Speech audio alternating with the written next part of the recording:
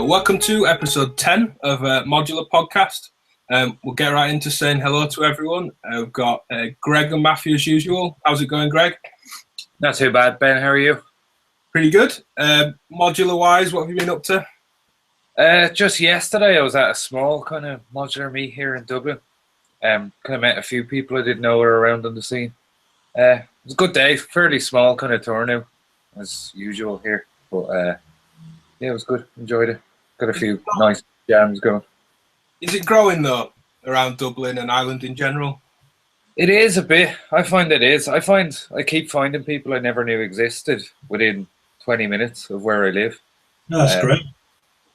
And I'm finding them all the time. Within the last couple of months, I've found another 4 or 5. So, yeah, cool. And Matthew, how are you? Yeah, good, thanks. Good. Looks like you've another 2 bug brand devices. Yeah, I got the PT Mark II, and then I went sort of retrograde and got the Mark I.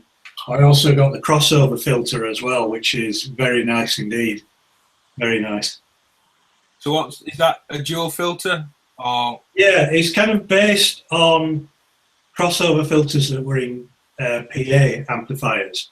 Yeah. And it kind of exploited the kind of creative aspects of those, because he just thought they're really kind of stuck into amplifiers for correction and stuff. But he's kind of really exploited them again because they've got like a drive function and they've got CV controlable of it, and you've got like low, mid, and high within the filter as well. You can really drive all of those. It's just a superb filter. Really plays nicely with the surge, because I only have like one filter within the surge, and plus with that you can put it into like super low settings for processing CV. So I've been kind of experimenting with that, but then I kind of need a filter as well. So that was a really good way of getting one. Yeah, without having to buy a whole panel of surge just to get a filter, you know. Yeah. So is Tom Bug sending checks? I hope so. I think we're quite a way into the I'll wear the t-shirt. I'll do anything. And returning guest, James, how's it going? I'm doing great. How are you? Yeah, good. What have you been up to, synth-wise or otherwise? I've been kind of taking a break since the Thanksgiving holiday here in the States. And then I've been distracted with I've been getting back into my Nord drum and trying some stuff with the Nord drum and the Octatrack, and finally took delivery of a Abstract Instruments Avalon bassline, and that's been holding my attention for the last week. Right. But I do have a show coming up soon, so I've been diving back into the modular and getting something ready for next weekend. Yeah, cool. Well, you mentioned the Nord drum. Do you think it sounds different when triggered by MIDI or triggered by the trigger in? I've just used the internal sequencer and the trigger in. And it does kind of seem like it's a little different. Almost seemed like maybe it wanted a louder gate, but the manual says 0 to 5 volts, and I'm sure the modular was kicking out 0 to 5 volts. I was pleasantly surprised at how the trigger in kind of works with the sequencer. I thought it was going to like sum it or merge it, so where CV in would work like a transpose or something, but it doesn't. It actually just defeats the internal sequencer's connection. So if you wanted to, say, have the sequencer fire off gates but have the pitch come externally, you can do that if you just jack into it's almost like the sequencer's normaled into the input jacks. So if you patch anything to the input jacks, the connection from the sequencer is broken. So one night I had a lot of fun just using it like an external synth voice with the modular doing all the triggering and pitch, and that was really fun. That's the Avalon you mean, right? Yeah. What about the Nord drum? If you trigger that Oh, sorry. I missed that part. Yeah, so I have the little pad that hooks up over an Ethernet cable. So I had been playing it a lot with sticks and by hand, and then using the Octatrack to kind of I was experimenting with a couple of stuff, either manually sampling a section or having it auto sample, or the like delay, beat, repeat stuff. I hadn't actually played with that much at all, so I forced myself to use the buffer hold or buffer repeat delay, freeze delay, echo freeze delay, and that was really fun. But over MIDI, the velocity, MIDI velocity, kind of translates to on the pads. So at velocity 127, it's like if you were hitting a pad at its hardest. Yeah. Seems about the same. I haven't tried, other than just making sure it worked, but I haven't played too much with modular triggers triggering it. I know it needs to be a very short pulse because it's just feeding that audio into, digital, but filters for the modeling. So kind of like if you were pinging a filter with a wide gate, you hear the click on and a click off. So if you're feeding triggers into the Nord drum. Yeah, you need sort of 1 millisecond trigger to get it. Yeah, it sounds about right. Anything else, and it's just you're getting the on and off. Sounds really odd. And finally, new to the show, we've got Joe from Voltage Control Lab. How's it going? Great. How are you guys doing? Yeah, good. Thanks for having me. What have you been up to as well, synth-wise and, otherwise as well? Yeah, just finished our latest term with Voltage Control Lab. Shout out to my students, Marco and Michael and Mac. We just finished a sound design class last weekend. About to finish another term at Point Blank LA here at Mac Sennett Studios in LA. And so just teaching a lot. And I'm eagerly awaiting the arrival of the Muffin-Zeef Deviant random module. Yeah, I've been speaking to Ross about this. He's left off. This might be one you really like, Matthew, because when you're not Mr. Brug Band, you're Mr. Random Modulation. Have you seen the Deviant, Matthew? No, I haven't actually. I was just about to say, oh, this sounds interesting. Dual sample and hold, a little bit like the ADAC, I can't remember the number, where you can select the top and bottom range. So you can window through full range, just positive, just negative, just a small amount. So you sort of got top and bottom control, but he's deliberately left off any sort of cleaning up of any of the noise from any of the chips. So it's a bit dirty and the signal's a bit noisy and a bit more chaotic.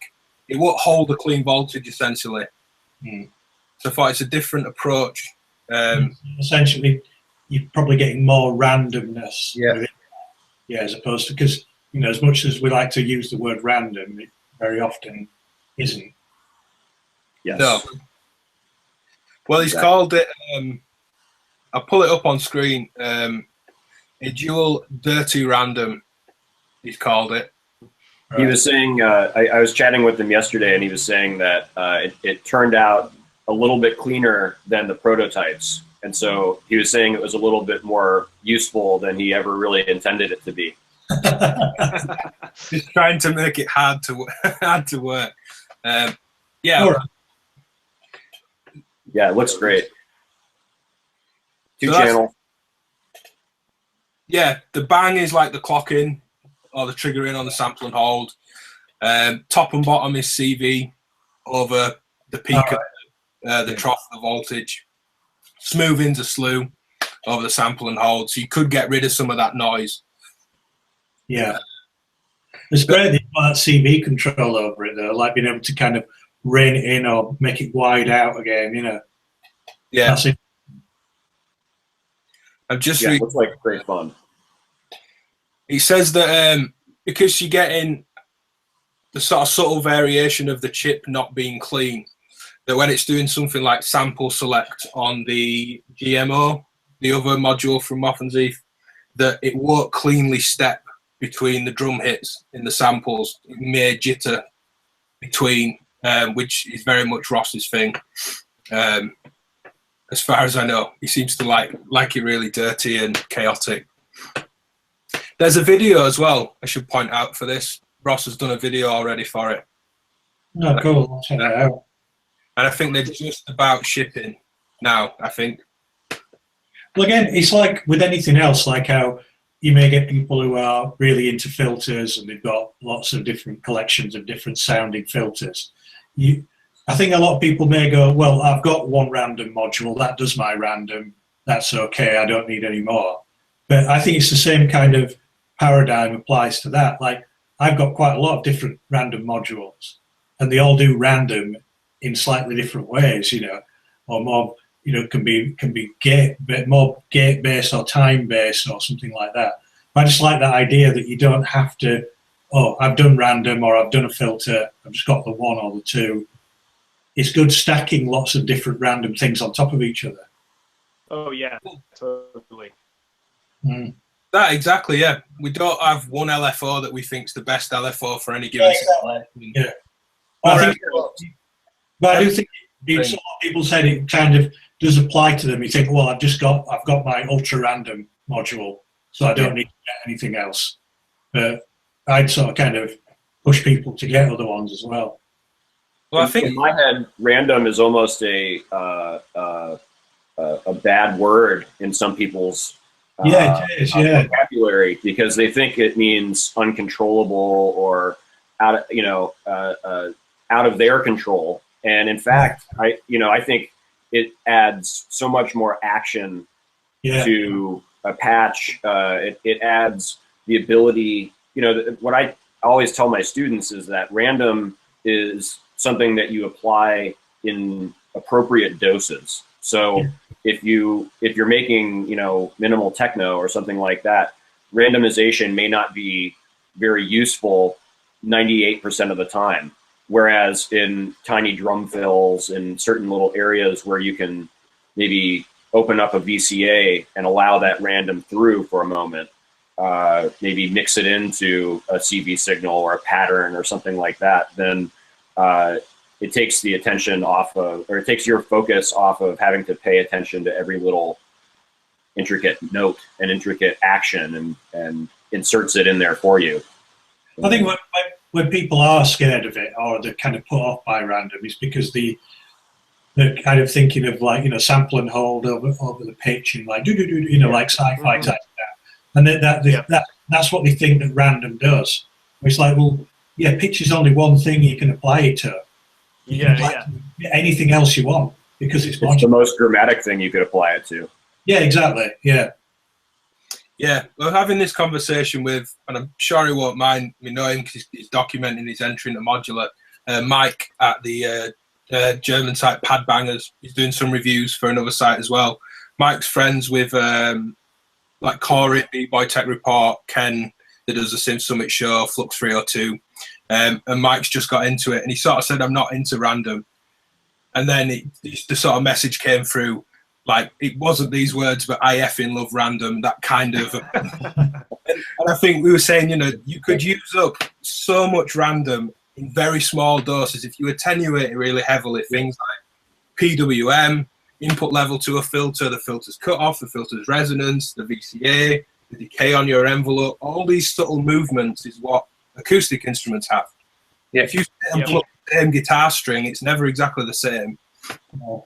Yeah, particularly with like fluctuating smooth voltages, I always think of it as like an extra pair or an extra hand to have something move. That's exactly what it is. Subtly, and you may or may not have some level of control over how it's going to fluctuate, but just having that go to a little bit of a filter cutoff or something somewhat subtle that you want to evolve over time, but it isn't critical where it's going, is fantastic. And then once you find like that area that you like applying random to, it's like you suddenly go from like not being sure about it to being fully in love with it. Like for me, I found that having it like stepped random control, like note decay time or something. Suddenly that was like, oh, okay, no, I love random. Random is exactly. what I need all over the place. Yeah. And having utility to make the most of it, all the usual stuff, attenuation, VCAs, offsets. That's the sort of key to any of the modular stuff for me. If there isn't enough utility around to support it, and you end up with, like you said, Matthew, full range, sample and hold into pitch, like 60s sci-fi, you're not going to get. I think that's what turns people off. Yeah, I think that's what lots of people's perceptions are. But I think as well, it's got a myriad of uses. But again, if you're performing live, like James said earlier, it is like having another pair of hands or multiple pairs of hands. In you could be controlling a sequencer while your randoms opening and closing kind of the levels of VCAs or filters, and it is like you're jamming with someone else on your rig. Exactly. It can be used as that, as a third, fourth person. That's exactly how I put it to my students, actually, and that's also why I what you guys are talking about is why I think the Deviant is such an interesting module, because you can control the parameter, that you can control the range and the minimum and maximum distance within which action can take place. And if you think about a band, like a jazz band, or even not a jazz band, but a situation where a band leader is asking players in the group to perform a funk beat, or to play a jazz walking bass line, or whatever that might be. The player might have to fall within a certain set of parameters, right? Within a scale, within a chord progression, within a whatever it might be. And the drummer might have to play that funky beat as it is until they get to the drum fill, at which point the band leader isn't saying, oh, play these exact notes. They're saying play a drum fill within these rigid parameters. And so the drummer does that. And that's exactly what random can do. It can perform something that is less linear and less expected, and it takes the pressure off of you to have to actually do those very specific things, note after note. And, that seems like a maybe an alluring thing at first, like, oh, I want to control every little thing. But in fact, it's very limiting in terms of what it affords you to do. What can you might not want to be focusing on every little thing. You might want to rock out on stage rather than have to think about every intricate note that's happening. So I'll just pull it up again before we do sort of move on. And Ross can pay you some serious advertising revenue for bringing that up. I'm not being paid for this. I seriously just like them. No, and Ross is great as well. He's really approachable on Facebook and things. If you're curious about his modules and his ideas, go speak to him. He's great. Just pulling it up, I like the idea with it, with the top and the bottom. I mean, and this goes for any. There are other options. It's not the only module that will give you a scalable top and bottom. But by opening, if it's in such a small range, and at the end of every 8th bar, you open the top up so there's a wide range, it doesn't mean you're going to get a maximum value. It's just saying it can work within this range. So I like the idea, almost how you would produce in, not to criticize the style, sort of stale, straight techno done in the box on a laptop. Every 8 bars, you may change the hi-hat pattern or add a snare, change the kick, modulate the bass. You're not saying it's going to happen every time you open it up. Just it might happen in this position. Like you said with the drum fill, tell the drummer to do a fill every 8 bars. It won't be the exact same fill. Yep. But it's like you say, it's in a box. It's you've got this much space, do something. And that may be super subtle. It may just push a filter open, fire off a bit of reverb. No, it's a cool idea.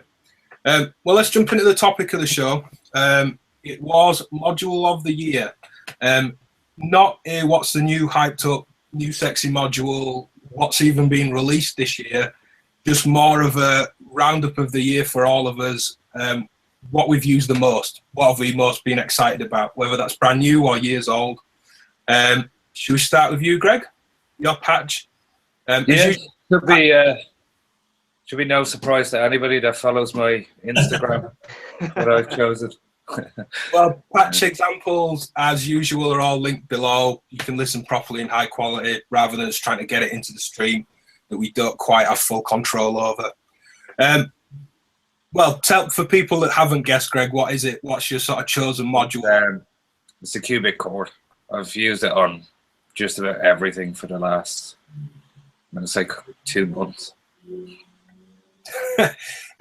There's your patch, which we'll get into. Yeah, you've been, for anyone that's not on Instagram, it's worth making an account just to keep up with Greg. And yes.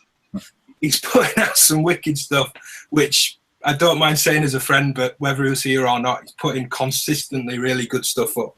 Yeah. Really musical, really melodic, lots of interesting stuff for the guys that maybe are into straighter dance stuff and like modular as a more random environment, but also in that sort of house style for those that don't want random modular as you sort of average punter might expect.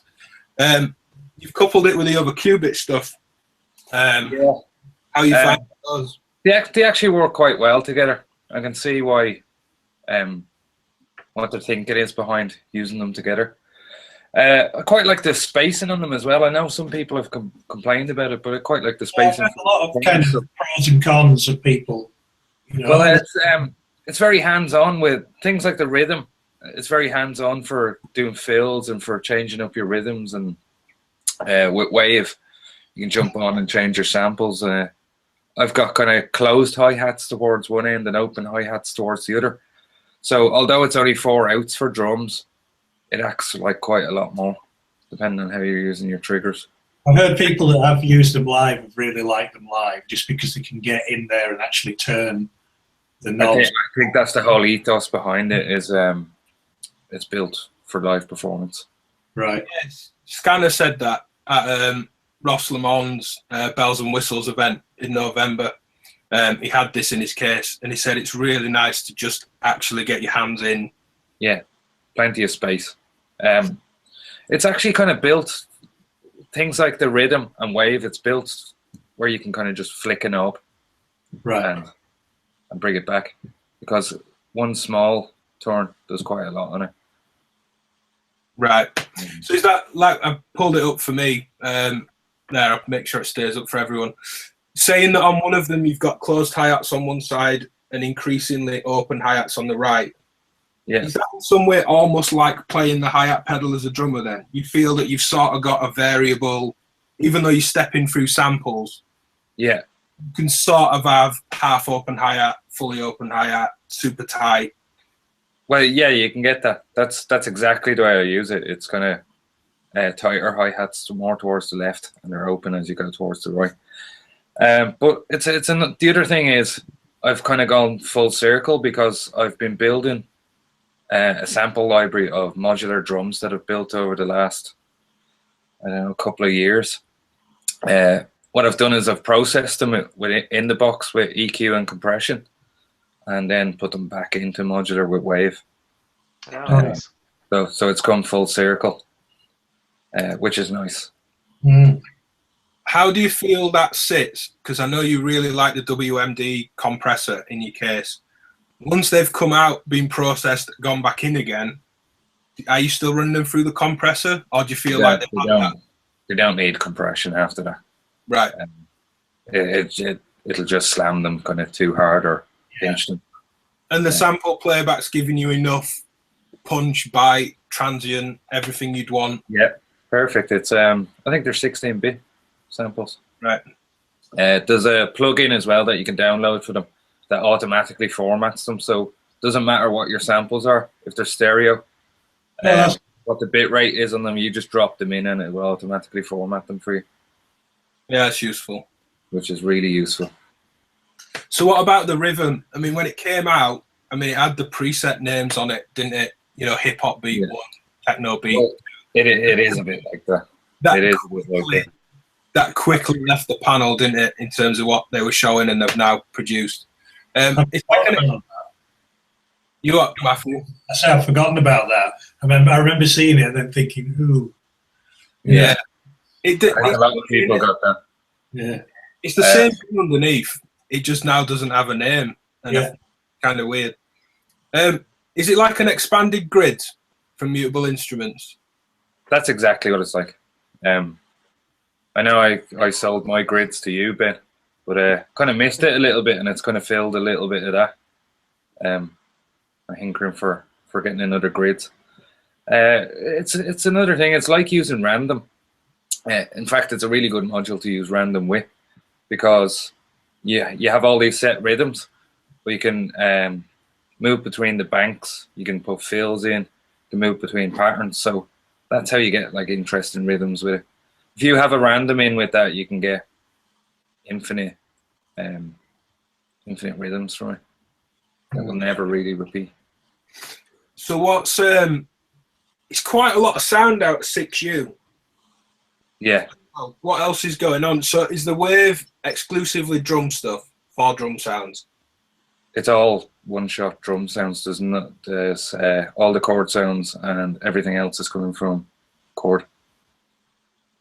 It's just splitting some of them out. I split out the fifth and the third and the root note. One of them's gone into the CED just to give it a little bit more weight. The CED is pretty much, it's a tuner, but it will also put out a square sub at -1 or 2 octaves. So I think I'm -2 octaves. And then I'm going out into the Bit Crusher, the Dover Bit Crusher, just to dirty it up a little bit. And That's then a bit of a secret, well, not secret, but a sort of hidden wonder, I think, that Dover Bit modifier. that was one of the first modules I got, and it's never really left my case. It's really, really good module. It's one of my favorite distortions, still. Right. Something anyone else has used or seen, the Dover Bit modifier? I've not used it. I mean, I've heard about it, but not used it. I haven't used it. I'm going to pull it up while you're talking. Carry on, Greg. I cut you off. Yeah, it's really good. I really recommend picking one of those up if you haven't tried it, guys, because it's really, really cheap as well, like all Dover stuff. Yeah. We can get quite a lot out of it. It's a bit reducer, or yeah, bit reducer and crusher. Mm-hmm. So you got sample rate and crusher. So you've got, like all Dover stuff, input and an input level control, which is obviously useful. Sample rate reduction, bit reduction, but then you've got 6. Oh yeah, I have used this one. I used to have this one. I think it was until the algorithm came out, and then I started using the algorithm. I really liked the weird switches and not understanding what the weird switches did on the algorithm. But it was effectively the same kind of thing. You have a combination of sample rate reduction and bit reduction. And I think both this one and the at least the Mark I algorithm are DC coupled, which is really cool, sending like just ramp envelopes through and having the sample rate and bit crush in there, because it'll a certain part of the obviously like heavy bit crushing will just add stair stepping, but some of those modes where it's like doing bitwise operations on it, a simple ramp wave will create this really crazy, modulated, it sounds like weird, chaotic random, but it's always going to be the same repeating thing if you're feeding it a ramp wave. And that was always a fun trick that I found, was not feeding it audio, but feeding it an envelope CV, or something. Yeah, it's good for processing CV as well. You get those kind of stepped CV waves out from it. Well, that's what the 16 switches on there, the 16 modes on the rotary switch are doing. Yeah. There's also modification of the bits and all sort. There's even a delay in there, which again with CV is a bit crazy and weird. The Geiger counter processes CV as well for anyone after some pretty serious CV mangling. As does the Megawave, the Richter and Moleko Megawave. That's a good question. That's a similar thing, in it. Feed it a ramp and get the wave out. It may or may not. Like, I know the Piston Honda is AC coupled for its input, so it can't do that, if I remember right. I don't know about the Megawave, but they're very similar, at least. Technically, I don't know about like how the analog part's implemented. Yeah. So the rest of this patch, Greg, do you find that you're happy with the 2 STG mixers? Not in the sense of is that a good mixer or not, just for having quite a full patch. Plenty of drums, you're splitting out the voices from the chord and the chord tone. Is it just the STG mixers that you're using? Can't see anything else. No, I've in this patch it's just those mixers, but it's coming out to my external mixer as well. So the stuff being split to that as well. All right, cool. As well, there's you see the black hole DSP. There's some coming out to the dig delay as well. Right, cool. Where it's been split out to. But yeah, the chord, I find it really, really good. It's just, I think it's the way it deals with chord progression and flicking between inversions and the smooth morphing waves as well. Is kind of, I think, just combined, it makes a really, really nice module. Yeah. No, it seems like a really serious bit of kit. Just something that will actually follow some diatonic harmony really easily. I've always been a massive fan of like the chord memory, like on the old kind of like Roland sort of, which I love that kind of sound. Yeah, that's exactly this. Yeah, you can turn off the sort of diatonic tracking and have the like classic stacked -7 chord that the Juno does. Yeah.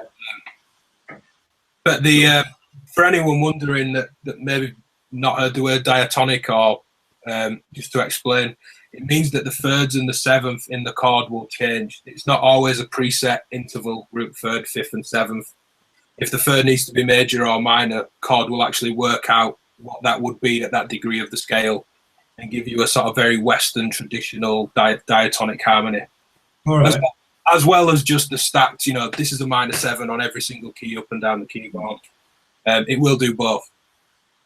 And the inversion is rotating the voices. So if you've got root, third, fifth, and seventh, it puts the first an octave up, put your first inversion, putting the first and the third an octave up, put your second inversion, and so on. So it creates the same notes in different orders through the octaves, giving similar but different chord tones.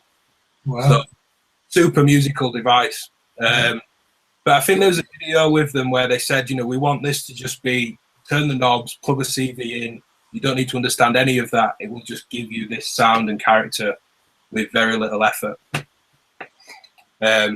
What's it like under lots of modulation, Greg? Do you just take everything you throw at it really well?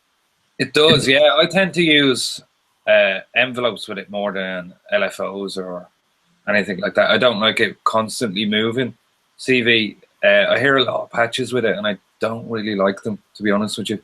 I hear a lot of patches with constantly moving LFOs into it, and I'm not really a fan. It doesn't lend itself well to that. I tend to fire envelopes in. I've got quite a lot of things that will fire timed gates within my system, so I can fire envelopes. Just that you hear it a lot in my patches. There's an envelope firing, I don't know, maybe once in a bar, and it just changes one thing for the length of that envelope. Yeah, I do that quite a lot more than sending any kind of random or LFOs into it. Yeah, cool. Yeah, nice. We'll keep going through. James, how about your patch? What was your module of the year, be it from this year or older? Mine was Tempe, the Make Noise Tempe, mainly because this last year I did a lot of performing live, and it was like the key piece for me. In fact, I was on the beta team for it around this time last year. Was the first of like the run of a lot of shows I was doing, and obviously it hadn't been announced yet, and I had to take it out, and I had to kind of completely rethink how I was going to perform some of these pieces I came up with without it. And so now it's even just using it with Renee, just because Renee will happily take 4 clocks and do really interesting stuff with it. But mainly just the ease of being able to tap rates in on the fly. I'm just now starting to dive deep into using multiple program states and playing between those like I did in the example patch. But a lot of times I'll just have it on one state, and throughout the performance I'm just retapping in different rhythms. Or if I want something to stay at the same like rate, but start maybe on the upbeat, I just start tapping it on the upbeat. And within 2 taps, it's now going on the upbeat versus the downbeat.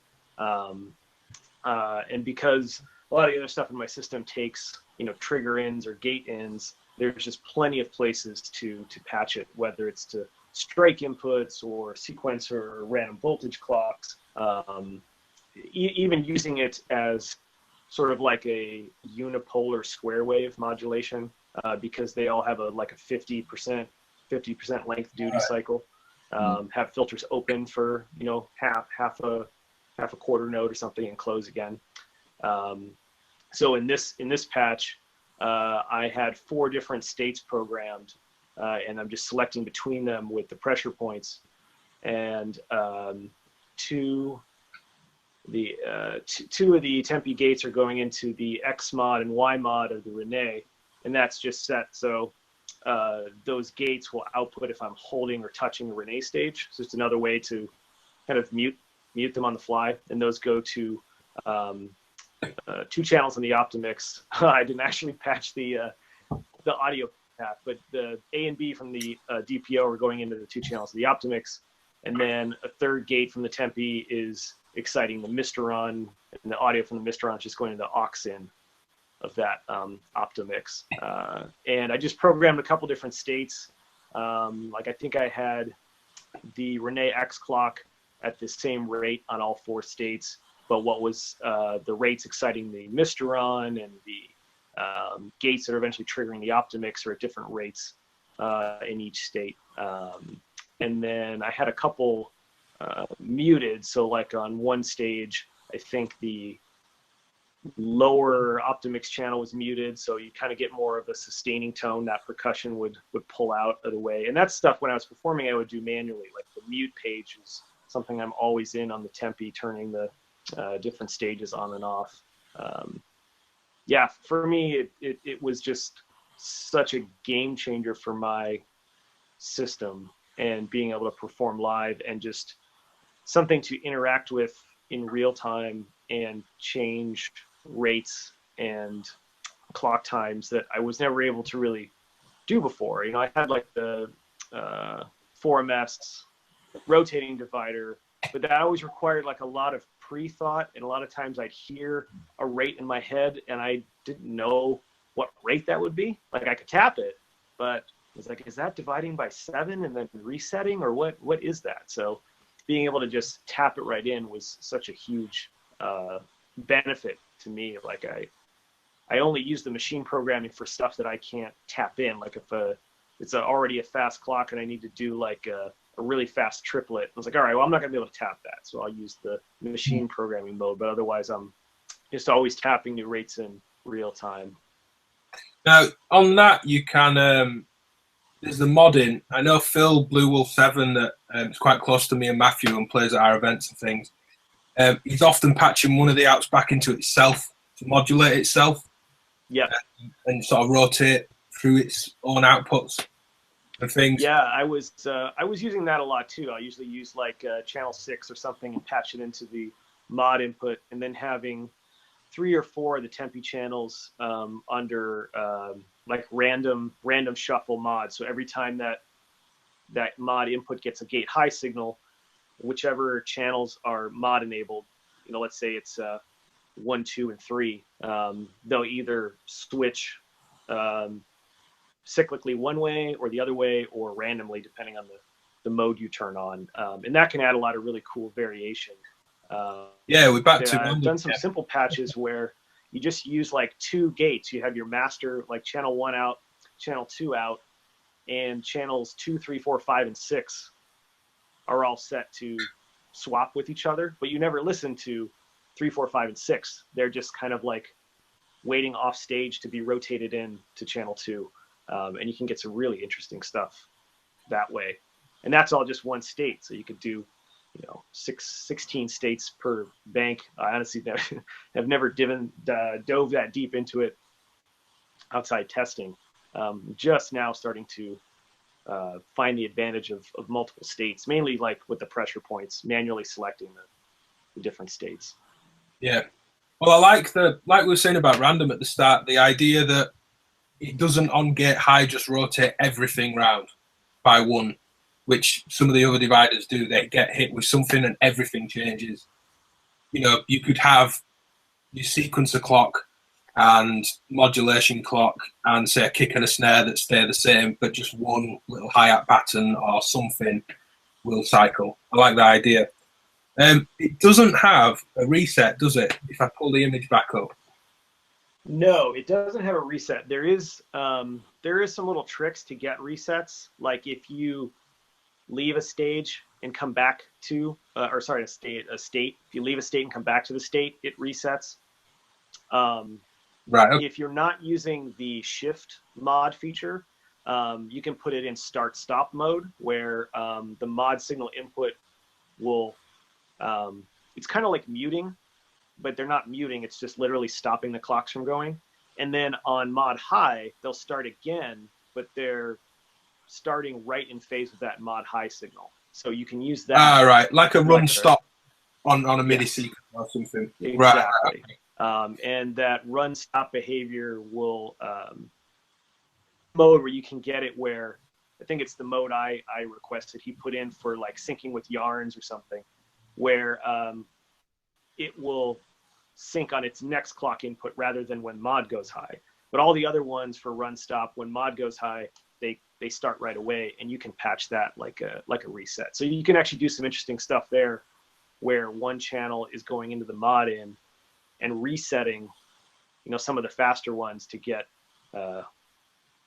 rhythmically. I can hear it in my head, but I don't know how to describe it. Where you get sort of regular patterns and then it resets again. Yeah, kind of an in-time jerking of the clock. And yes. Yeah. What you mean? Yeah, cool. Anyone any questions about this one? Well, it's up. No, other than, I've seen quite a lot of videos of people use it, and now obviously seen Phil use it live, and I've been really intrigued with it. I must admit, when it first came out, I was kind of, I don't think that's really for me. But like the more and more I see of it, it's like, no way, this seems really interesting. Yeah, and like even if you don't end up using the state stuff, like in the beginning, I sort of always imagined like, oh, okay, state one will be part, like the chorus or verse or something, and I was like, oh no, my brain doesn't quite work like that when I actually use it that way. And then I thought, oh, okay, state one will be, song one, state two will be song two. And I was like, oh, that's closer, but still not quite. And then when I would be performing, I usually just had maybe state one where most things are muted, so I could quickly go back to everything muted. And then generally I would just be real time modifying a single state throughout, a whole performance. But now I'm starting to really see the strengths of having pressure points or something manually selecting between certain states. Right. How do you find the Mister on? It's sort of really high. Mister on is definitely mysterious. It does stuff that sometimes doesn't make any sense, and sometimes recall can be a little tricky, which is weird because it's a digital module. But I almost feel like there's some kind of bit rot or stuff that's like gets in the algorithm. Sometimes you put the knobs back to where they were and it totally sounds different, and then if you just keep hitting the triggers for a while, it kind of evens itself out. I'm like, okay, that doesn't make any sense, but it's back to normal. So okay, that's fine. It seems I really enjoy it. It comes in and out of my case a lot, but every time I put it back to play with it, I remember there's some like just fantastic sounds that I really like. Like in that patch example is a sound that I used to have the Korg wave drum, and there was one preset that like when you played it with chopsticks, sounded just like that, and I loved it. And it was like for a while the only thing I had the wave drum for was just this one sound. And then when I found the Mr. made the same sound, I was like, all right, that even if I have the Mr. just for that one sound, it's enough for me. And it does a lot of like very interesting, unusual sounds that I wouldn't normally think to patch up on my own. And I'll tame it with filters and things like that. But it's also really nice that it's just like a contained voice, kind of like Rings and a lot of these other ones are, where I can just turn down impulse, and that's effectively lowering the volume. I don't have to have another VCA or other modules just to reduce the volume or reduce the dynamics. For like decay time, I don't have to have another envelope to control it. So it's nice to have this just like 14 HP of almost a full voice to complement, you know, the DPO and the telharmonic. And I just kind of can squeeze a fourth voice in there just in 14 HP. Yeah. It seemed really hyped up when it came out, and then it seems to have died down. But then the people left using them seem to really get a lot out of it. I don't know. Yeah, it's definitely one of those ones where you have to experiment with it a lot and find the range you like, and just sort of get used to the controls. Because a lot of times too, different mutation types, the what do you call the regeneration control will behave very differently. So it's not always like, you know, some mutation types, the tiniest bit of regeneration or degeneration is a lot, and then some other mutation types you can crank that knob all the way and it just gets a little bit longer. So it's definitely a quirky module, but yeah, I think I'm on the camp of like enjoying it and appreciating its sort of quirkiness, or being willing to deal with it, I guess. Yeah, I kind of like that though. Like, I think there's a lot of not just synth stuff, but general instruments like that you've got to work a bit to get something out of it. But then what you get is really rewarding for working with it, and you feel like you're being pushed around a little bit by the instrument, but it eventually gets you somewhere. Yeah. And then it's different to everyone else as well. I think working through modules or any instrument like that is a very easy way of having a bit more of your own sound. Because I think a lot of people are quick to give up on the Mistron. You know, a lot went up for sale. Not to knock it, I've not tried one, but like I said, those that are left using it still now seem to really get a lot of good material out of it. Yeah, and I think it's just like you said, it's kind of like getting past that curve, because I'll definitely admit to giving up on it many times, putting it back in a drawer, and it just sits in the drawer. And then I'll dig it out from time to time and then remember like, oh, wow, I really do like this. And there's some really awesome sounds. And then even the little tricks with like having two excite inputs where you can change the pitch and use two gates into it and start to layer the two voices. Because like the pitch of each sort of waveguide updates only on the strike in. So if you have pitch A strike and the decay is up, and then the pitch changes, and then you strike B, you'll hear the decay of the first note and then the new note with it. So you can kind of build up chords. It works really well with the Rene, because the Rene has those two X and Y gate outs. If you patch them both into inputs on the Mistron, and they play with each other really, really well. So they're fun to use together too. But it becomes like two strings of a guitar at that point. It's one instrument. Yes. Yeah. It's a perfect analogy. Two voices within the instrument sort of thing. No, that's cool. It's something that I've been wanting to play with a bit more, but I don't know anyone close that's got one in terms of getting some good timing with it. We'll keep moving down the little window at the bottom. Joe, what was your module of the year?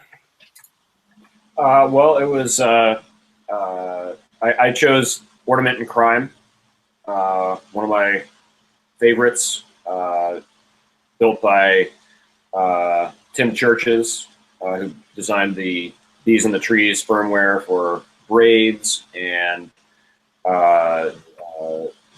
his team. I think Max Stadler was designed the original firmware for Ornament and Crime, and Patrick Dowling as well. They're all over the world. One guy's in Germany, one guy's in Australia. I can't remember where Patrick is, but you know, they all sort of, you know, from their in each their own area of expertise, pulled together a lot of open source data, some stuff from the Mutable Instruments Easter eggs from various different modules, all into this one device, which does just about everything. The one thing it maybe isn't the best at doing is acting as a sound source, though it does a few modes that it does some very interesting sound generation. But yeah, it's one that I've pulled up a picture here just off Modular Grid. Just the fact that it will be a quad quantizer that works, well, as far as users know, I've not tried one, but a quad quantizer that just works properly. Which, take that statement however you want. I'll say no more. But the fact it's a quad quantizer that works properly, or a quad Turing machine, or a combination of those things, actually, in that particular mode. It's really fascinating. I'm a Euclidean rhythms fanatic. I grew up a drummer and a percussionist in the classical world, and when I came across Euclidean rhythms, I was just kind of, it really just struck me across the head, and I fell in love with Euclidean rhythms. And that was the first element out of this that kind of caught my mind. It's got this mode called Peaked, which I believe is based on the mutable peaks Easter egg, which is a quad Euclidean rhythm generator. And if I'm recalling correctly, but it's got built-in envelopes inside of each one of its channels that it does Euclidean rhythms. You can have up to 4, completely independent channels with different clocks and triggers, or they can all focus in on one trigger and clock source, so that each channel generates different clocks based off of that one incoming clock source. It's madness. I mean, it does everything.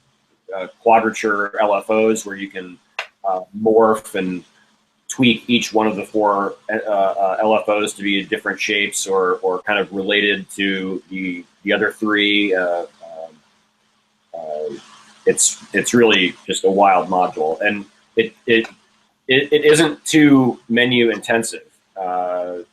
It has a few different modes, like I think 6 or 8 different modes, and then inside of each one there are 4 channels, each with 1 panel of controls, and so it's not too deep in terms of menu diving. But and once you find somewhere that you like, you can easily save it, come back to it every time you open up the system. But it is quite extreme. I do have to give a honorable mention to the OCoast, which I figured doesn't really count as a module, but is definitely on the top of my list of devices that I used with my modular system this year. But if I had to boil it down to one module, I'm going to go with Ornament and Prime. Yeah, cool. I think the nice thing with it as well is that there's CV-ins. There are some sort of digital banks of things that don't have any CV over it. They become a little bit less interactive. Mm. Absolutely. Of course, with scales and having with such a deep module, having some modulation is critical, or else it just gets, it seems very stagnant. And of course, we need CV for quantizing and things like this.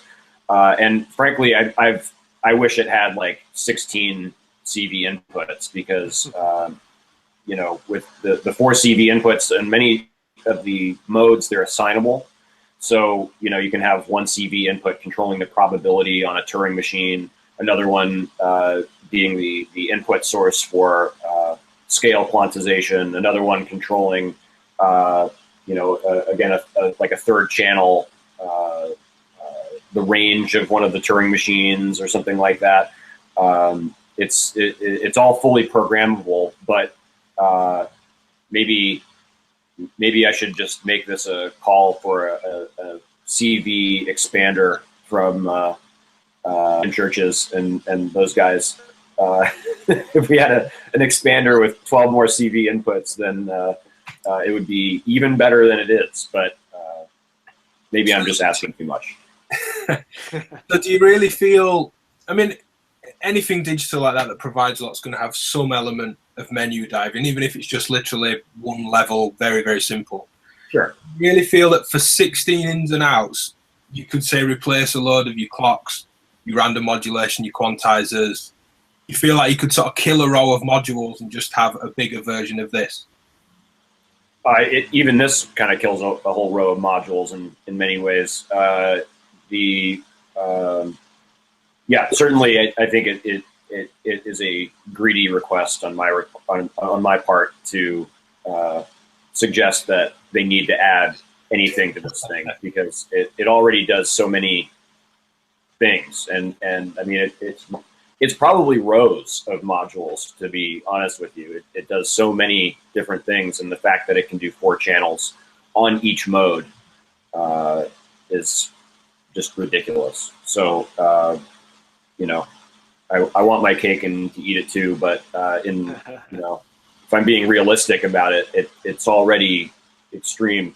And they have another module, the temp util, which is a similar design, similar concept, but it's focused on gates and clocks. So this is kind of the modulation device, and that one is the clocks and gates and triggers device. So everyone who I've talked to who has one of these, as soon as they get it, they're like, I want another one or 4 more, and just because it does so many things. But yeah, well, we'll get into the specifics of your patch. That's very much like what my module is as well. Just quickly though, while I was looking for Pitch of the Ornament and Crime, all of your thumbnails for your videos come up as top hits, which is great. And obviously, go check out the Voltage Control Lab videos for this thing and others. I'm stunned by that. Yeah, well, this is the first thing that came up over most of the pitch of the actual module, which is cool. So what's it actually doing in the patch? I'll swap over the pitch that I've got up. So one of the modes in Ornament and Crime is called Copier Machine, and it's effectively a 4-channel analog shift register. So, which is, if you know, to put it simply, and I just again another plug. I have a video about this, but the concept of an analog shift register is effectively a sample and hold, and then with each successive instance of the shift register or the shifting, it takes that initial sample and held signal and then takes, you know, whatever the note is right now, it shifts to the second note on the first output. The second output will then take the first note, and then they'll cascade down the row like that. So the first channel will get 1 note, and then that note will, as the clock pulses, trickle on down through the other 3 outputs.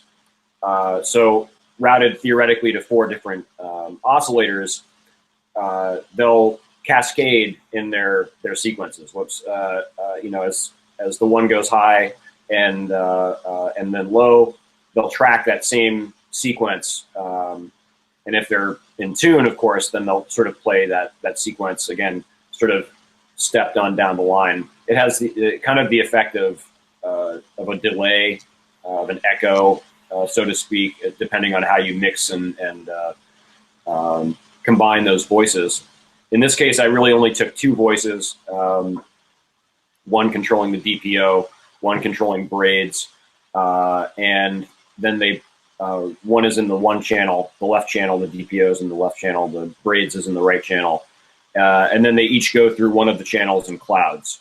So they're kind of split, and the idea is that we kind of have this back and forth going, and with some modulation, with a little bit of FM here and there, things start getting a little bit chaotic. And because they're also separated by 2 steps, rather than having them just be the first analog shift register and then the second one, so that they were just sort of cascading one step after the other, I had the 3rd channel so that it's a little bit harder to track the cascading effect. The 2nd and the 4th channel are modulating I think that's what I did. Maybe I notated it wrong there on the image, but yeah, I had 1 channel doing the main sequence on the DPO, The second channel is controlling the folding, I believe, on the Simulus. The third channel is doing the pitch on braids, and then the fourth channel was shifting. What was the fourth channel doing? Oh yeah, it's controlling the color on braids. So yeah. Braids was kind of braids was in the its second mode, which kind of shifts between a triangle, sawtooth, square, and pulse waves. And the color knob is kind of shifting the kind of the pulse width and a few other strange elements depending on what wave shape is currently selected. I think it's somewhere in the square pulse range though, which was supposed to kind of double the DPO, which was we're hearing the square wave. The idea of a shift register is almost like a canon in classical music, where a line is delayed across other voices in an orchestra or ensemble. Exactly. Yeah. It's a cool. I like the idea of. Again, we keep bringing back to this sort of random chaos thing that we started with and using it musically and attenuated. I like the idea of FM in braids with the DPO, that note-wise is actually in front of braids.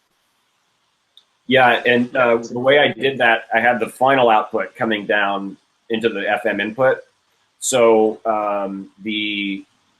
I kept the fold down to 0, which basically kind of nullifies the final output.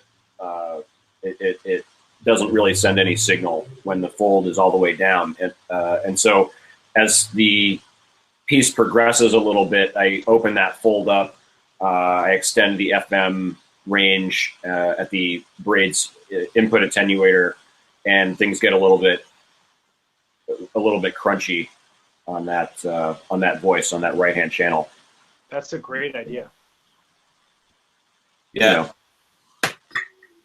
Thank you. But yeah, it's random. Randomly patched that as well. So random on many levels here. No, it works well though. Like so once they're actually in tune, having something that will go chaotic but is still linked relative to what's going on in the rest of the patch. The really nice thing about the analog shift register in the Ornament and Crime is that you can fit those then into a scale. So you can set the analog shift register to do its sampling and holding, but then as well you can tell it, okay, well if you're close to a certain note, nudge down and let's keep things clean and within a certain scale. And then depending on how you tune your oscillators, that scale can go all kinds of weird. You can also shift the scale tones. So you have sort of a semitonal selection where you can choose the 12 tones of the scale, which ones are going to be kind of accessible, very similar to the scale tool in Ableton. And then you can shift, you can take out which ones you want and spell out a major, minor scale or whatever you come up with. And then you can further shift those steps so that if you have a minor scale set up, then you can shift which, whereas the root, the major second, the minor third, all these different ones are the ones selected out of the 12 steps. You can shift those over. So instead of the root, the minor second is enabled. A minor second or a major second above that, which would be the minor third, and then a minor second above that, which would be the major third. And so things start getting really weird if you shift things around. Potentially very unmusical, but so with the right voltage source, you're putting a pitch. Yeah, and with the right voltage source, could be incredibly musical. Yeah, yeah, it's very handy. Yeah, cool. Well, it's very much. I'll jump in and explain why I think it's a module very much in line with what I picked out. Not something that came out this year, unless I've got that wrong. The Abstract Data Octo controller. I was gonna go with a 4MS DLD, if I'm honest. I found it really hard to pick just one module. Me too. I actually thought that was your module from the patch. Well, yeah. But this is the thing. I'll leave the Octo controller on screen. It's sort of been the like unsung hero in the background. It's in so many of the videos I'm doing and patches for myself out for videos, but it's not. You know, the DLD's still got that like honeymoon period sex appeal thing going on. But I just find the Octo controller so quick to fly around and get what I want.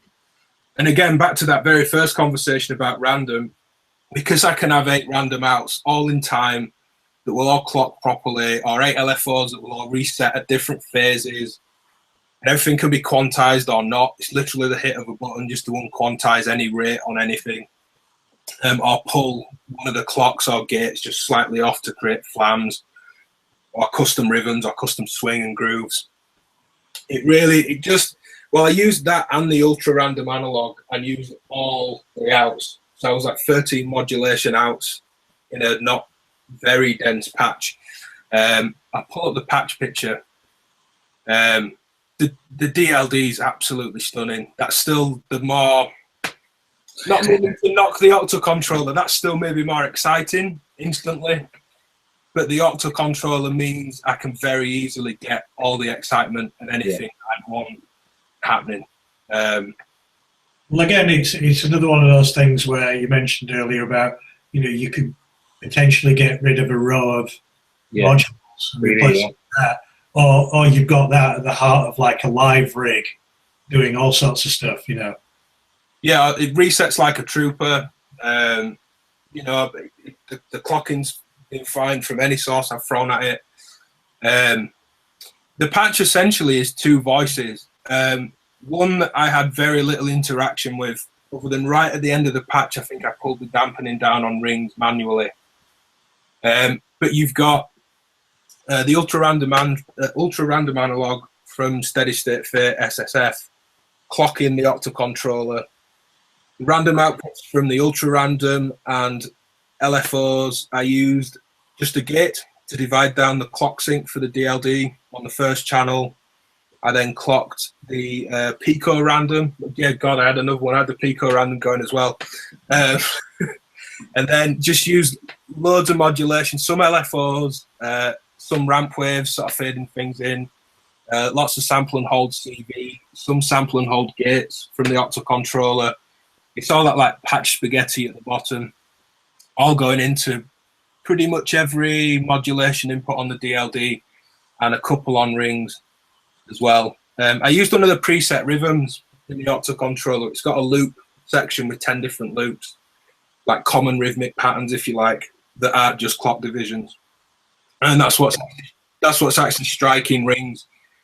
And that's striking the Pico random sample and hold as well. That's the only thing that I've got any, it's not negative for what it is, but in terms of like if I was going to get rid of a row of modules and just have the Octo controller take all that modulation, I can't individually sort of gate and clock the sample and hold with rhythmic figures like Euclidean rhythms,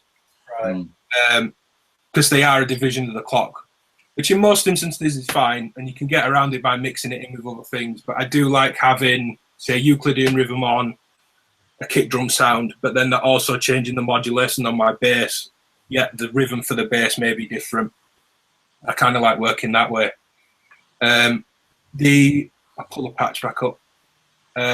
Using the ADAC quantizer to keep the Pico random in time.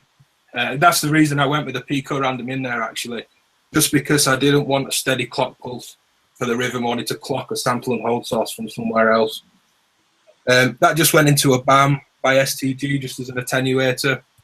For the first half of the patch, that's all the way down, so rings is just stuck on one note. Into the DLD, then into the ZDSP with a Halls of Valhalla, which is still one of the best reverbs I think I've heard anywhere ever. Really impressed with that. Yeah. And then that goes into the performance mixer, which is super excessive for the pattern. The fantastic mixer, but I'm literally just summing 2 stereo channels. There's not anything going on that. Then the second voice was the AGH modules. Again, any one of these could have been the sort of module of the year. 2 mini mod oscillators, Moog style oscillators, into the ring mod and sub bass mixer. Just super fat, really driven sort of clipped mixing going on, and then into the Sonic XB filter that's got a wave folder on the input and a drive stage in the resonance that clips. And then because Rings was so wet, with a sort of pinging delay and looping going on and reverb, I just ran it through the Sputnik delay and the Dimensions chorus just to get a bit of width and some sense of some wet modulation going on. And that was played by hand with the Twisted Electron keychain, which is almost like a mini keyboard version of Pressure Points. It's a prototype that's going to change, but it's a really useful little module. So the notes are played by hand. They're fairly basic and slow, and the planar is just using the CV outs to modulate the filter. There's no VCA bringing the bass in, just sort of cutting the filter down low enough to bring it in and out. Final thing was the light strip from Sound Machines, just occasionally throwing my finger over the light strip for reverb modulation, which is the mix, the tone, and the decay. And then, like I said, manually just bringing up the attenuation into the quantizer partway through. I think you hear me change the notes on the quantizer at one point. There's a couple of sort of mistakes in the performance, if you like, but I didn't want to get into re-recording it and trying to perfectly do it. When you turn on the ADAT quantizer, it doesn't go back to what buttons you've pressed in on the keyboard. I was in a different scale mode to I wanted to be. I think not horrible. There's not like some nasty clash dissonance going on, but they do change when I realise partway through. So yeah, I think any one of those is worthy of module of the year. I almost chose the Octo controller as well. I think almost everything I've patched in the last 6 months has had the Octo controller in it somewhere. I didn't use it in the 3-module challenge you did, because I know you were, and I wanted to get the ultra random in just to sing its praises a bit more. But yeah, have you guys got one, James or Joe? An Octo controller? No, I've been meaning to pick one up. I think even after getting rid of my Dope for Monster case several years ago, I think I need to get a large case again. And even though this will be my main system, there's too many like awesome things that are either sitting in drawers or like, I mean, even this week I was watching Joe's Ornament and Crime videos because I had several friends talk about how awesome it was.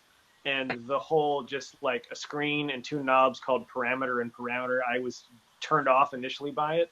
But then the first video I watched was the 4 shift registers, and like that alone, I was like, all right, that's fine. If that's all it does, I'm sold. I love me too. Analog shift registers. So and that's like, well, maybe I put it. Well, no, maybe I just need another case to have all these awesome modules in. So when that, I'm sure, inevitably happens, an Octo controller will find its way in there.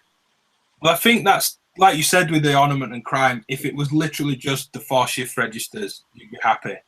If this was 8 LFOs that all clock at different clock divisions and at different phases and reset properly, I'd be happy, and I think it's worth the price of the module just for 8 LFOs or just 8 Yeah, grand. I mean, that aspect of having like other things to experiment with, even though like you kind of have one purpose for it, is nice too. Like for me, I don't think I have a bunch of modules that it would replace necessarily, but 14 HP for something I would just use for shift registers seems like a lot. But there's all this other stuff you can experiment in there with it. The quantizers, and I mean, just even the shift register where each register can have its own quantizer is, I don't know, that's incredible. That seems super useful. I mean, even in this case, because a lot of times when I'm performing, I'm trying to control each voice separately, even though I just have Renee.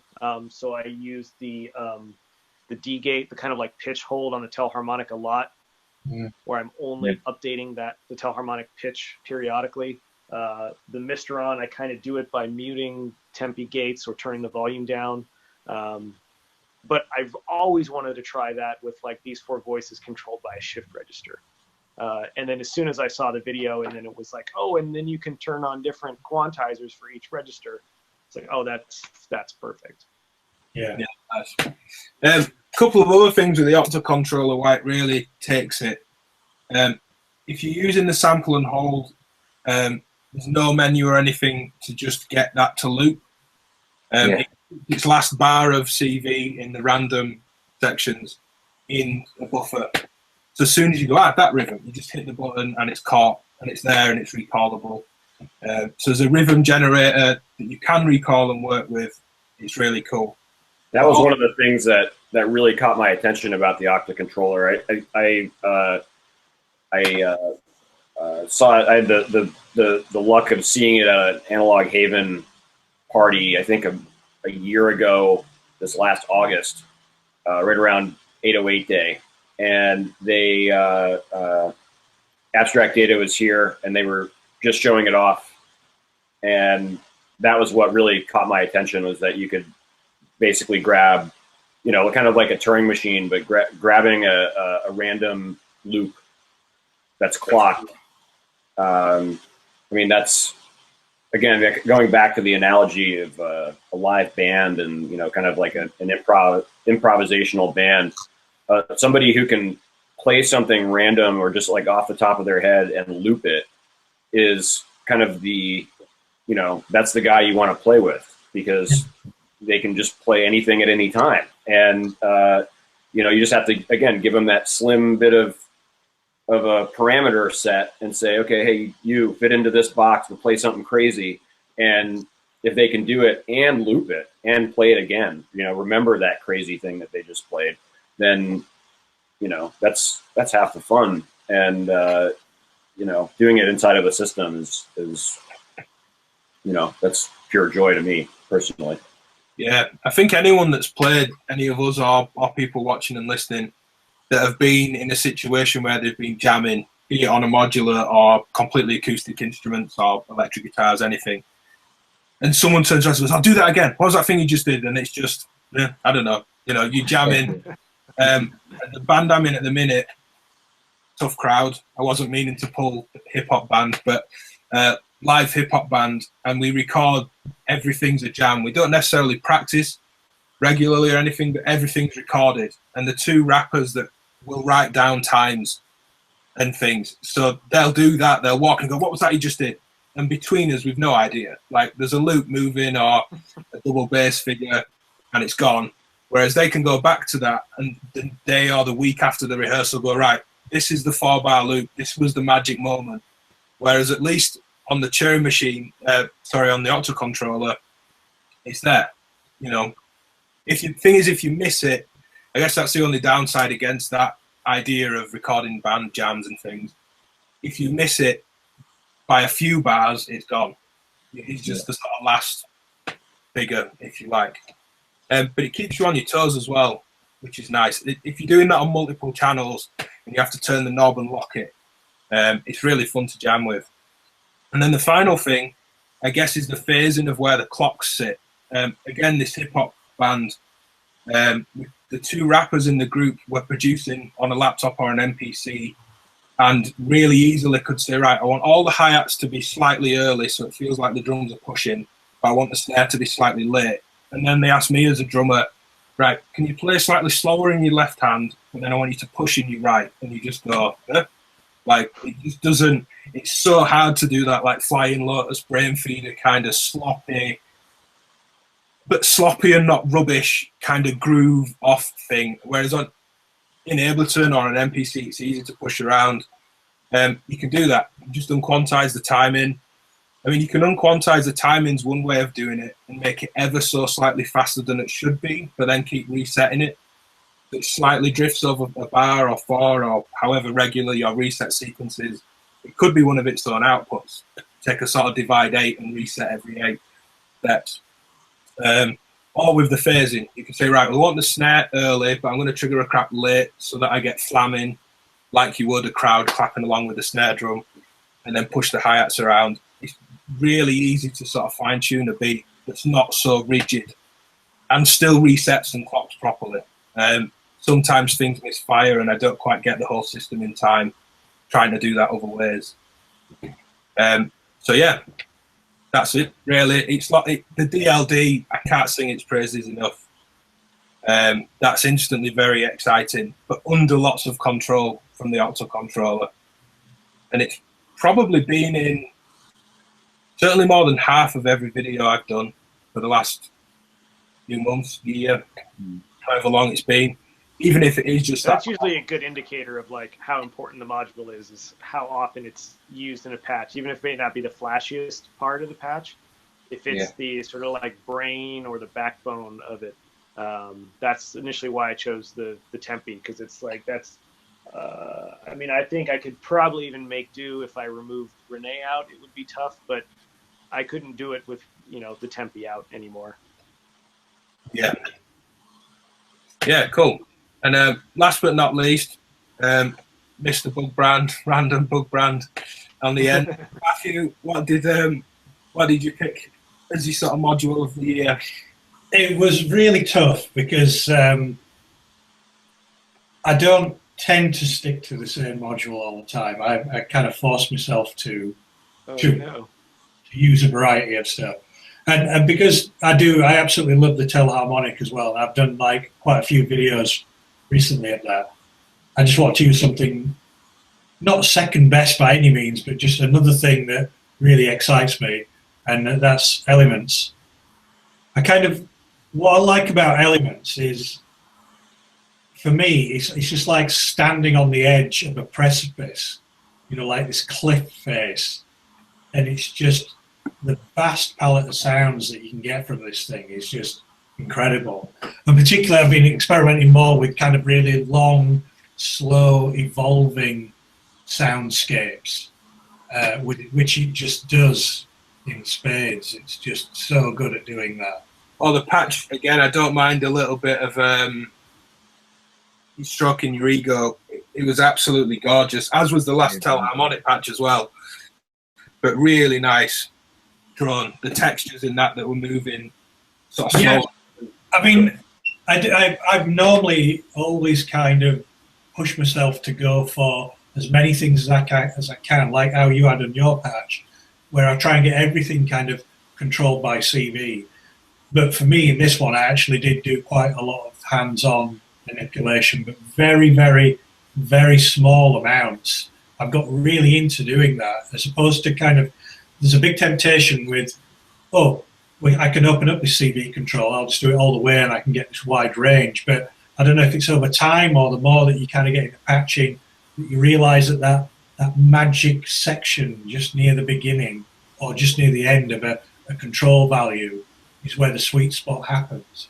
That you don't have to be always from 0 to 11 the kind of territory.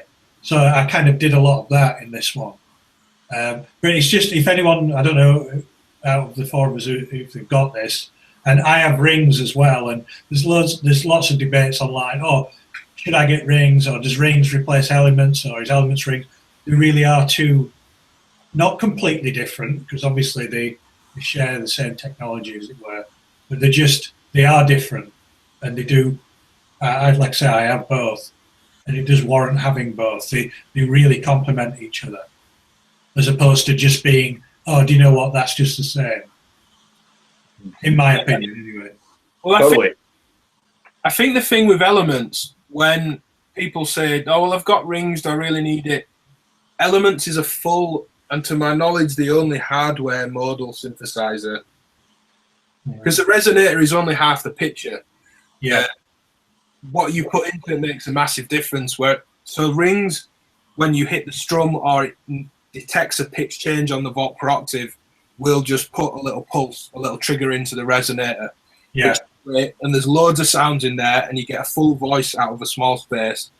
But the noise from bow and blow and the strike with a mixture of samples and synthesis, and being able to sort of re-pitch those samples of drumsticks, letting bouncing on a string or a pluck on a guitar string, plectrum noise, it makes a huge difference without even touching the resonator. Which again, that's it. By having, again, very small amounts of of modulation on those parameters, I think, are fantastic. Where you may be doing it kind of like in this like a drone-based sort of soundscape wash, and you think, well, that doesn't really need or warrant a kind of a percussive edge to it. But if you're kind of like just modulating, say like the mallet part, you can just get like, oh, did I hear some sort of stroke or something across the sound? And again, that when you put that through reverb, you just get these very subtle, very sort of really interesting changes, I find. Yeah, I always found that left half of Elements was actually the most powerful half, and not the resonator. I mean, the resonator sounds fantastic and everything, but like you had such a huge range all on that left side, even if you never touched or changed the parameters of the resonator. I'm curious if you Matthew had this same sort of thought. Like, the one thing I always get frustrated with on Elements is, for me, like the most dynamic controls are the ones that don't have voltage control. They're the blow amount, I forget, the red knob amount, basically the volume controls going into the exciter, because that's the first thing I said to Ben. Yeah.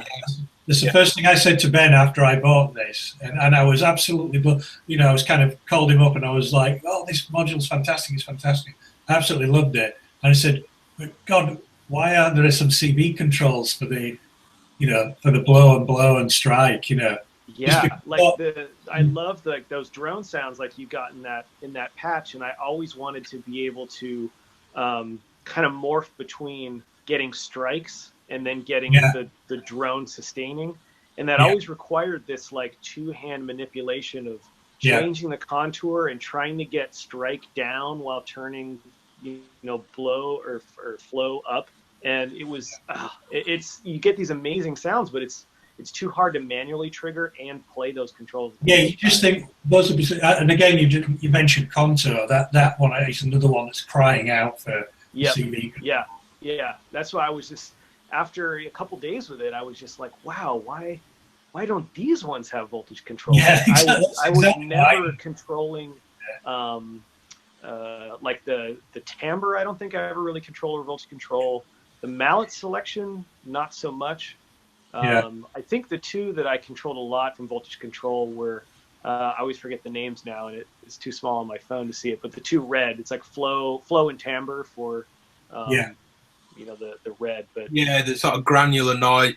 I think the bow is meant to be the bowing of a string and is a certain type of noise stream, but then blow the airflow over the top of a mouthpiece on a flute, for example, and that's a granular noise. A cool thing, I remember, if anyone has both, if you turn space on the resonator all the way left, it splits the left and right outputs. One of them is the output of the exciter, one of them is the output of the resonator and element. Take the exciter output dry with space all the way down and put that into Ring's audio input, and then you see what you're missing effectively. Exactly what I was going to say.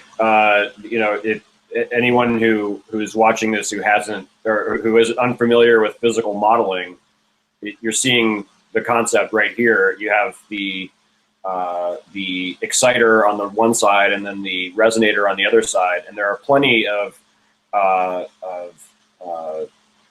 voice designs, signal flow designs that use more than one resonator.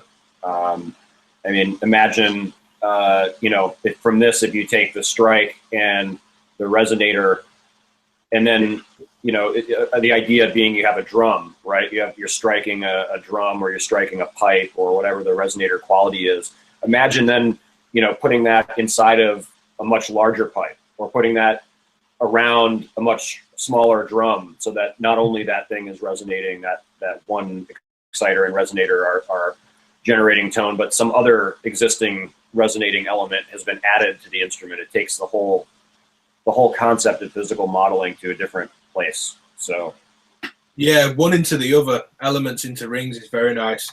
Another trick for this idea of the physical modeling, there is a mallet that is a stick drop that sounds like a bouncing ball, just loosely letting a drumstick bounce on a skin.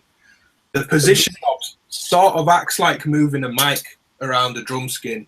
It sounds like PWM on a lot of the droning sounds, but Yeah. it gives this effect of hitting the drum in the center or the sides and rotating around. If you get the strike and hit the stick drop and you get your modulation of position right, it's like letting a stick bounce on a skin, but just moving the wrist to the edge of the drum. You can get really clever with it if you've enough well-controlled CV sources. Ah, okay.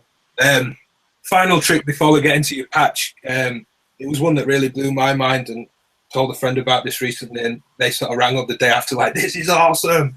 If you turn space up full and then add further offset voltage through the CV, it will freeze the reverb buffer and give you an infinite frozen reverb until you either back the space knob down or remove the CV.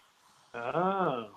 That's another thing, though. I know Ben and I have spoke about this before. It's like this, that space control, which is effectively giving you like the reverb. It's just, we always go on about this, and it's like he does amazing reverb even without trying. It's like, I'd love this guy to make a dedicated effects module, using these kind of things he's done, because I just think they sound incredible, and I know what Ben said, he's just basically done it almost without trying. Yeah, I asked Olivier, about that with the space, and he said, lovely to talk to, but he just sort of fobbed it off quite quickly, if I remember right. It was just it's just a crude reverb.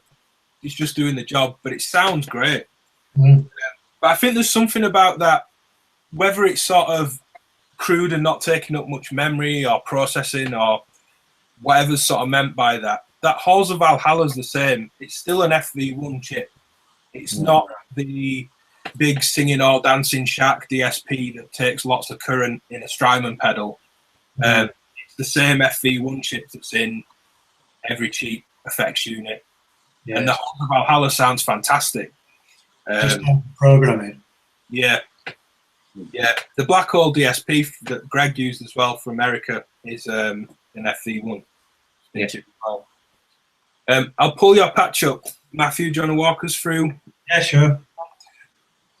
So, is this, we can look through. I was going to say, what were you gating it with? With pressure points. Right, and playing that live then? Yeah, so that basically I'm just playing two notes, as it were. I just want to stress as well, I forgot to mention, I didn't put it in my detailed patch notes. But the elements is in chord mode. Yeah. Your patch notes, okay. Matthew, for anyone wondering what that joke was, I'll read out his. Sometimes people. James, for example, sent me through a general couple of sentences of the idea, and we can put that in the YouTube description. Matt just put, "I patched cables in and sounds came out." That's essentially kind of what happened. Yeah. Yeah. So it's in chord mode. I just thought I'd mention that. Yeah. So I'm just basically, I am just literally using two values on the pressure points between that, and then everything else is just like this kind of expanding and contraction of CV controlling the elements. Yeah. So have you tried, another thing when I think about with elements, if you put an offset voltage into gate, that's an easy way of getting an infinite held gate to keep the noise open as well. All right. How were you getting the sound so long if you were just getting them from pressure points? Or were you keeping your finger held down? Or yeah, that's basically what I was doing. It was just keeping it as simple as that, and obviously for various lengths of time, some were longer than others. And like I said, this is probably the most physical I've actually got with a patch in a long time. I normally, like I say, have most things controlled by a CV. Yeah, you like to patch and step away, don't you? Yeah. The only thing modulated then is, I presume, a looping envelope from maths. Yeah. Yeah, just basically using that as an LFO, effectively, slow, very slow, and a very slow and a very small amount of modulation. So there's nothing else on the output of this, no reverb externally or anything? Yeah, there's again not that much, just because of the space value pretty much dominating that. But I put it through the OTO BAM. All right. I wasn't sure whether it's the mod can doing that sort of. Yeah, well, that kind of just thickens things up a little bit. That's on quite a long delay, and the time value is quite long as well. But it just kind of just mushes it together a little bit and just makes it a little bit thicker. You almost get a nice sort of almost phasing out of the mod can, I think, when it's really long. Yeah, I mean, because it's super clean. I absolutely love that delay. I mean, and the filter on it is incredible. Well, yeah. The filter can just, it would be great on its own anyway. But yeah, the combination of it is just superb. So that is complete opposite to the Bug brand PT delay. I mean, when I sort of said when we were off camera earlier, that's super clean end of chain type delay. I mean, because you've got such a keen filter on it, you can really dirty it up as well. But it's just, if you just want crystal clear, beautiful delays, superb. So was there manual movement over the random source surge filter as well? But again, ever so slight changes in filter frequency. But again, I kept that down to a minimum, really. Was one thing I want to add, was space up? So did you have reverb at the start with elements, then delaying that and further adding reverb, or was it fairly dry? I'd say fairly dry. Right, okay. Just curious how you were sort of stacking the effects, because it's effectively, again, check the patch description, check the description for the patch examples. It's just long, drawn-in sound, and I wasn't quite sure of what I was hearing in terms of the flow of the effects. Yeah. To what? Yeah. Well, like I said, it was basically space predominantly, and a bit of the OTO at the end. And again, it's like, just because there are quite a few effects, as it were. I mean, obviously the space is the first one in the chain, and then the mod can. But I'll say the mod can is more or less just on like a thickening duty. You don't really kind of hear it as that's that sound coming round again and again. It's just to almost like widen the sound, really. Yeah. No, that's really nice. You seem to have got more recently with a telharmonic and clouds and elements. Similar is the wrong word because it makes it sound like you're just doing the same thing all the time. I don't mean that, but a similar sound out of both. Have you got a very distinct idea in mind? Are you trying to get to that point? Or is this just over time how you felt your patching's moved? Or Yeah, well, I think a little bit of both, really. Kind of sums it up. I've just tried to, at the moment, I've just tried to slow everything down. I've just tried to, whenever I think of a particular tempo or an idea with something, I will sort of listen to that and just think, effectively, how can I make this slow? How can I make these kind of evolve a little bit more? Because I found when I have kind of recorded the first idea and then listened to it played back, I always find myself thinking, that's too fast, there's things happening too quickly. And I just keep trying to track it down and get it slower and slower. Because I mean, I think we talked about this before, like there's a difference between as you as a listener and a performer. As a performer, you think time is traveling so much more faster than you as a listener. As a listener, you need far less going on, So I've tried to really kind of put myself in the viewpoint of the listener, if that kind of makes sense. Yeah. But recording yourself and listening back gives you that opportunity. Yeah. It was Robin brought it up in the performing episode we did about that. When we all sort of mentioned that whether it's slow and drone and ambient or whether it's techno looping round, lots of things loop repetitively in lots of styles of music for quite a long time. Often with subtle variation, but in terms of like dots on a paper, if you're going to notate it out, it's often the same thing for a long time. And I think, especially with the drone stuff, and I don't think I've got control of myself properly when I've been trying it and recording and listening back. I feel like because there's no rhythm or something bouncing along, I probably do move a bit too quickly. Yeah, I mean, it's one of these things that's perceived as a almost like very easy genre to do. You know, I hear people go, "Oh well, that's just, you know, why have you bought that record? This is just this guy with an oscillator and blah blah blah." You know, but it's a very difficult thing to get right because there's nothing to hide behind. You know, there's no kind of like, "Oh well, I can just kind of bury that in this rhythm, or I can just, you know, put this kind of loud sound over it." It's kind of very a naked approach to music in a way. So you've got to make everything, you know, it's in the sound design itself, I think, that shows it off. But it's, you know, if people are thinking, "Oh, it's just easy to do," I think it's very easy to do badly. I think people, Yeah, definitely.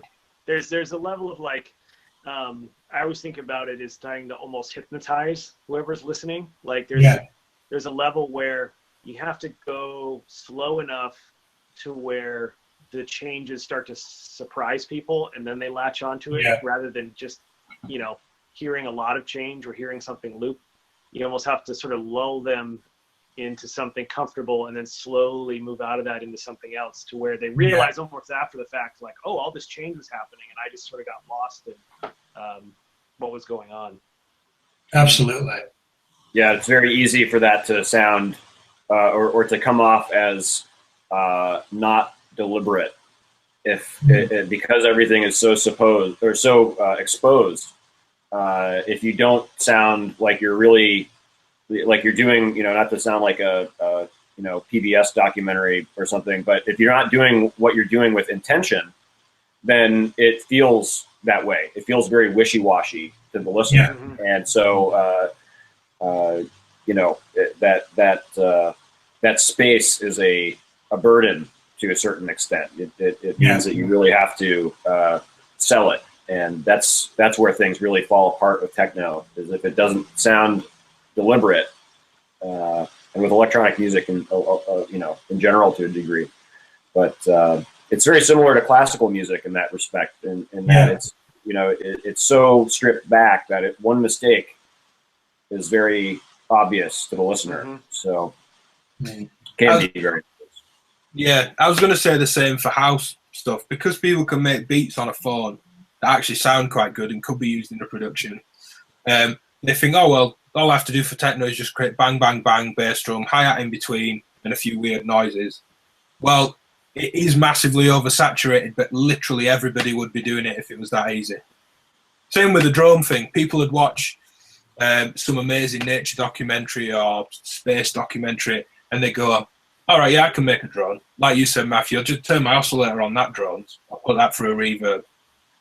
It's not at all what it seems, I think, a lot of the time. That's the beauty of it. It's making it not so obvious.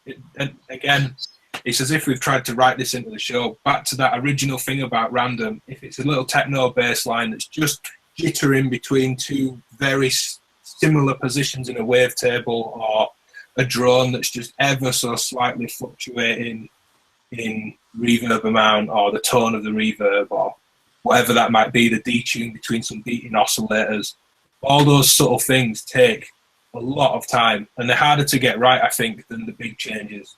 Well, it's like, for instance, I like the fact of, you know, the pressure points in that patch was the controller. There's 4 potential, well, there's more, but let's say you've got 4 fingers and 4 pads to touch. It would have been very easy to have 4 notes in there, just because it can do 4.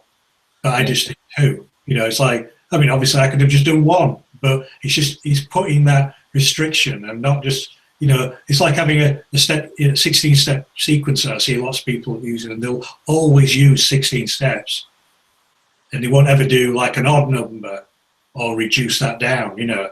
And it's kind of not letting the machines kind of dictate, and you've got to use them in just different creative ways, really. I know it sounds a bit of a cliche, but that's more or less it, really. Yeah. No, that's accurate. I mean, I think at the most simple level, I always think about it as tension and release, and whatever your minimum thing to create the tension and then create the release is what you need. So yeah, I mean, there's definitely times where I've just gone between 2 notes for what I think is 5 minutes. You know, like you said, it's hard to tell in the moment. Yeah. But if those two notes are creating the tension and then the release that you need, that's all you need. Yeah, exactly. Yeah, cool. Well, it's about time to wrap it up, I think. Unless anyone's any other questions about pieces or modules. Just to round off, modules that we picked out and that what we should say was the Octa controller from me, from Abstract Data, Mutable Instruments Elements from Matthew, the Ornament and Crime from Tim Churches and that team working with him, for Joe, Voltage Control Lab, James was a Tempe from Make Noise, and Greg Cord from Cubic. One thing before we sort of get into where to check each other out and things, I wanted to mention that there's some official Muffwiggler t-shirts that are fundraising the site. These are on synthpatcher.com, which is also, one guy commented saying, I want a free t-shirt on one of the videos where I think we did give away a free t-shirt. They're not just free for everyone. That's going to cost us a lot. But you can go buy one, synthpatcher.com, and just hit t-shirts. There's loads you see down the side there, 4MS, Abstract Data, Bird Kids, Endorphins, Hex Inverter, so on and so on. But shameless plug for ourselves aside, Hannes at Paper Noise, that does the Hex Inverter, Mutable graphics, amongst others, has done this new Wiggler for Life Nice t-shirt with sort of all proceeds above cost going to keep Muffwiggler running, which is also now on Patreon, which is well worth paying for because it's such an amazing resource. And there's also the logo there as well. I just wanted to mention them because there was sort of talk, some public, some private. At this point, it doesn't matter me bringing it up because it's public, but of Muffwiggler, the store closed, reasons I'm not fully aware of or would want to go into anyway. And it's now on Patreon and needs funding. A site with that many users takes a hell of a lot of running in terms of cost and server space. So yeah, head to synthpatcher.com and grab a t-shirt. We'll put links to everyone underneath. Check out James's videos. We mentioned these last time you were on, James, but we'll link YouTube again. Check out Voltage Control Lab for Joe.